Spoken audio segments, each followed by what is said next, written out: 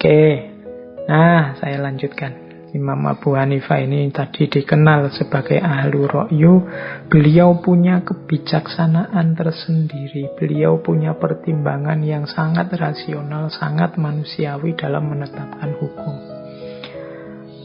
Ada beberapa karakteristik yang menurut saya perlu diteladani untuk kita hari ini yang pengennya kan Islam yang rahmatan lil alamin.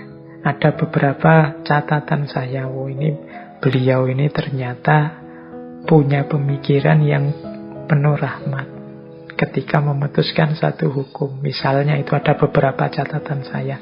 Beliau banyak berfatwa dengan pertimbangan berpihak pada yang lemah. Beliau banyak berfatwa dengan pertimbangan memudahkan, tidak menyulitkan. Beliau banyak berfatwa dengan pertimbangan kemanusiaan.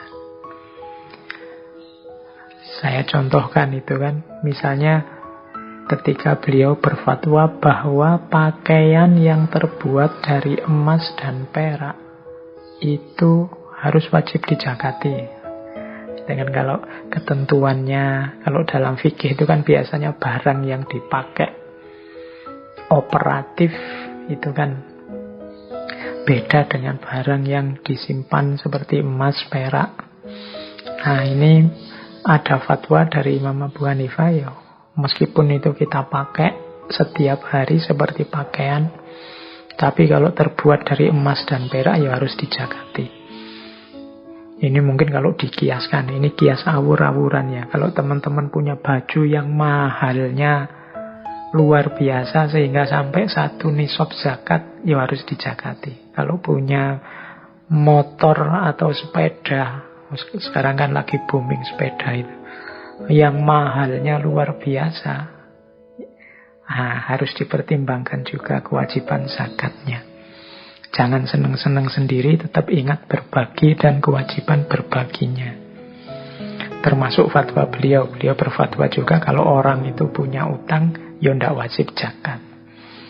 Ya, karena orang yang hutang juga kan termasuk malak dari bagian 8 asnaf itu yang harus diberi zakat.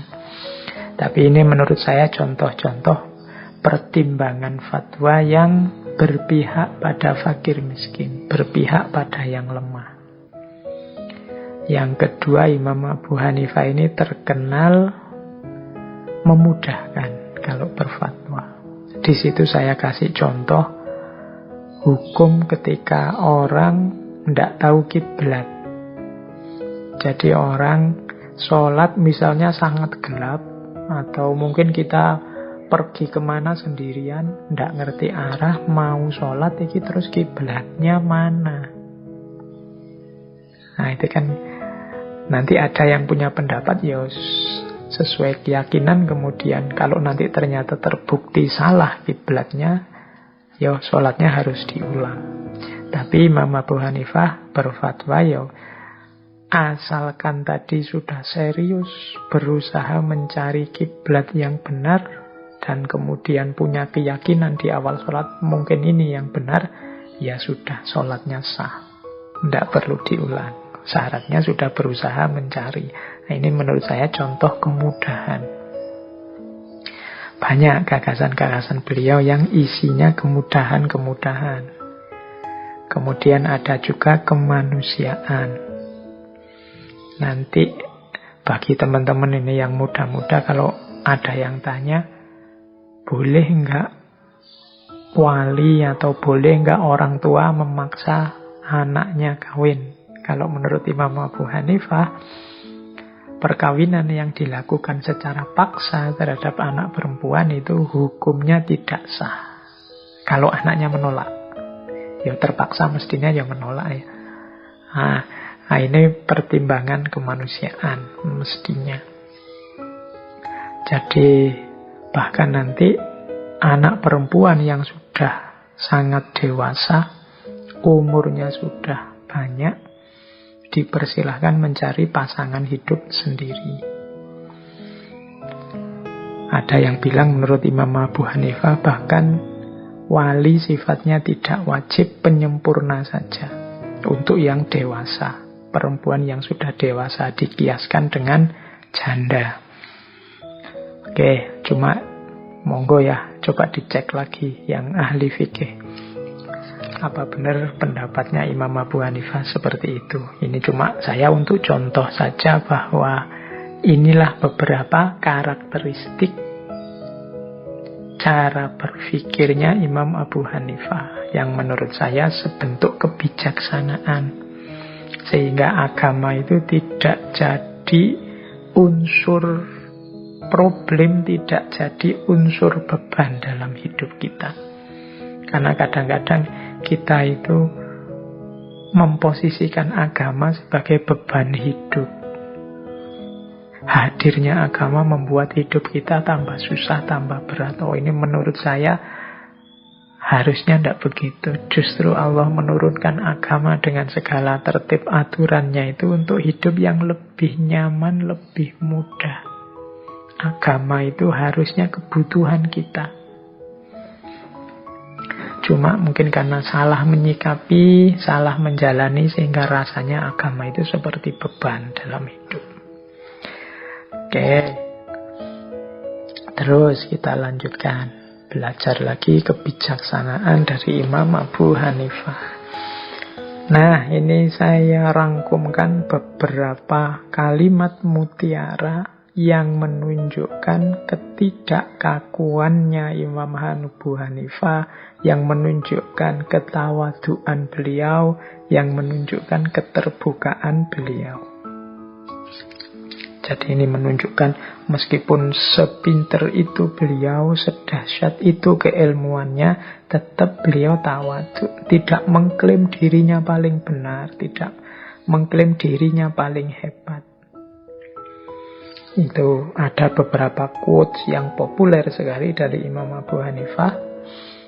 Yang pertama, kita baca satu-satu ya, biar kita bisa belajar dari beliau. Perkataan kami ini pendapat, dan kami memperkirakan ini lebih baik. Dan barang siapa membawa apa yang lebih baik dari perkataan kami, maka ia lebih benar dari pendapat kami. Nah, ini menurut saya pernyataan yang arif. Saya ini cuma berpendapat. Menurut saya pendapatku ini sudah baik. Tapi kalau ada yang membawa pendapat yang lebih baik, ya berarti dia lebih benar dari pendapat kami. Ini menunjukkan jiwa yang terbuka, tidak mengklaim dirinya sudah final, pasti baik, pasti benar. Jadi kalau ketemu dalil yang lebih kuat, kalau ketemu dasar yang lebih benar, ya siap mengambil, siap menerima dasar dalil yang lebih kuat tadi.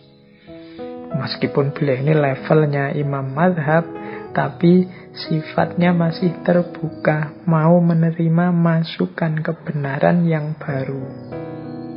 Tidak mengklaim dirinya selalu benar.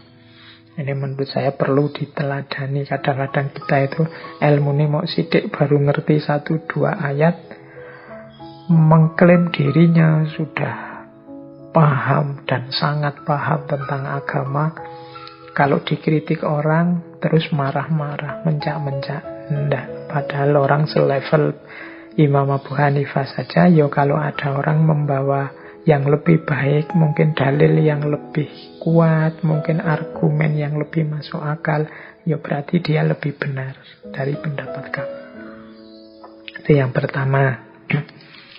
Yang kedua, ini juga kalimat, apabila telah sahih sebuah hadis, maka hadis tersebut menjadi mazhabku. Jadi kalau ada hadis kok terbukti memang hadis itu sahih, ya sudah, berarti itulah mazhabku. Nah, ini untuk mengkritisi orang-orang yang mengkritik beliau ini ahli ra'yu, mesti pakai akalnya saja. Enggak lah. Kan yang tadi nomor 1 Al-Quran, nomor 2 Sunnah. Dan beliau sendiri bilang, ya kalau ada hadis sudah jelas sahih, ya berarti itu mazhabku, itu saja. Itu nyambung dengan kalimat selanjutnya. Apabila saya mengatakan sebuah pendapat yang menyelisihi kitab Allah dan hadis Rasulullah yang sahih, maka tinggalkanlah perkataanku. Jadi tidak mutlak perkataanku pasti benar. Kalau nanti ternyata terbukti, oh pendapatku ini nabrak Al-Quran, nabrak hadis yang sahih, ya sudah, katanya Imam Abu Hanifah, tinggalkan saja pendapatku, perkataanku. Oke, terus. Tidak halal bagi seseorang untuk mengambil atau memakai pendapat kami selama dia tidak mengetahui dari dalil mana kami mengambil pendapat tersebut. Haram bagi orang yang tidak mengetahui dalilku, dia berfatwa dengan pendapatku. Nah, ini jadi beliau tidak sekedar ingin diakui dan diikuti, tapi beliau ini ingin umat Islam itu ya cerdas, ya sadar dengan pilihan-pilihannya. Tidak cuma follower, tidak cuma mengikuti ini, mengikuti itu, tapi dia punya argumen, punya dasar mengapa dia ikut ini, ikut itu, dan dalilnya apa. Makanya Imam Abu Hanifah melarang orang hanya ikut saja tidak tahu dalilnya. Monggo kalau mau ikut pendapatku, mungkin dengan kata lain begitu, tapi lihat juga argumennya, lihat juga dalilnya yang digunakan. Jadi ikut percaya dengan tahu dalilnya, dengan ikut percaya dengan tidak tahu dalilnya, ya kualitasnya berbeda. Kalau yang pertama namanya taklid, kalau yang kedua namanya ittiba. Ittiba itu ikut dan tahu dalilnya. Kalau taklid itu pokoknya manut saja. Pendapatnya Imam Abu Hanifah apa? Ini, ya sudah saya ikut, itu manut saja. Tadi beliau punya fatwa-fatwa yang di depan tadi, wah cocok saya dengan Imam Abu Hanifah, saya ikutlah. Nah, itu yang tidak disukai oleh Imam Abu Hanifah.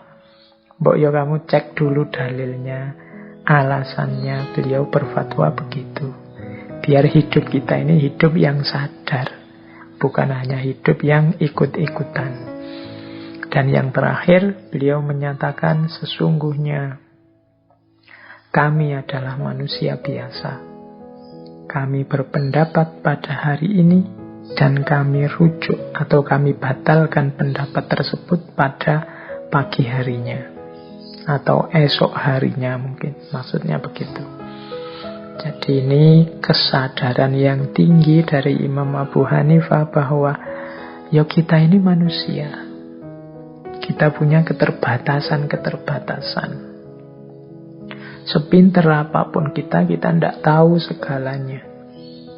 Termasuk dalam agama. Maka sangat mungkin saat ini menurut kita yang benar adalah A, tapi besok ketemu dalil baru, ketemu data baru, ternyata yang benar adalah B. Ya kalau bertemu situasi semacam itu, ya jangan ragu-ragu untuk rujuk atau membatalkan kemarin yang terlanjur ngomong A. Tidak perlu gengsi dalam kebenaran dan kebaikan. Akuilah kalau memang ada yang lebih benar dan ada yang lebih baik. Tidak harus, tapi aliranku kan pendapatnya ini, pokoknya tetap ikut aliranku. Itu sering jadi bloknya, sering jadi penghalangnya kita menemukan kebenaran. Maka ya sudah, diakui saja, wong kita semua ini manusia, kadang-kadang keliru. Kalau memang jelas keliru, ternyata memang ada yang lebih benar, ya jangan segan-segan mengambil yang lebih benar. Nah, ini kebijaksanaan yang dituntunkan oleh Imam Abu Hanifah. Ini bagian ini sebenarnya menurut saya tuntunan yang luar biasa untuk kita hari ini. Banyak hari ini konflik-konflik terjadi hanya karena kita merasa diri kitalah yang paling benar. Kita tidak kuat kalau ada orang lain punya pandangan berbeda. Kita melihat orang yang berbeda pandangan itu seperti orang yang nantang kita atau orang yang ingin melawan kita. Padahal hakikatnya sekedar cuma berbeda saja. Dan tidak ada jaminan pendapat kita itu yang paling benar. Maka tetaplah terbuka, tetaplah tawadu. Biar konflik yang tidak perlu, gegeran-gegeran yang menghabiskan energi, menghabiskan waktu. Toh nanti akhirnya ya mari menghormati pandangan kita masing-masing. Berarti kemarin gegerannya hanya buang-buang energi saja. Jadi, nah kita ikuti kebijaksanaan dari Imam Abu Hanifah ini. Jadi ya saya ini manusia biasa. Kadang saya ngomong di satu hari, ternyata besoknya ada data baru, dalil baru yang lebih baik, lebih benar. Yuk, berarti pendapat itu yang kemarin sudah saya omongkan saatnya direvisi. Nah, jadi kan enak, ndak pakai ngotot, ndak pakai ngeyel. Oke, ini menurut saya kebijaksanaan dalam berpikir.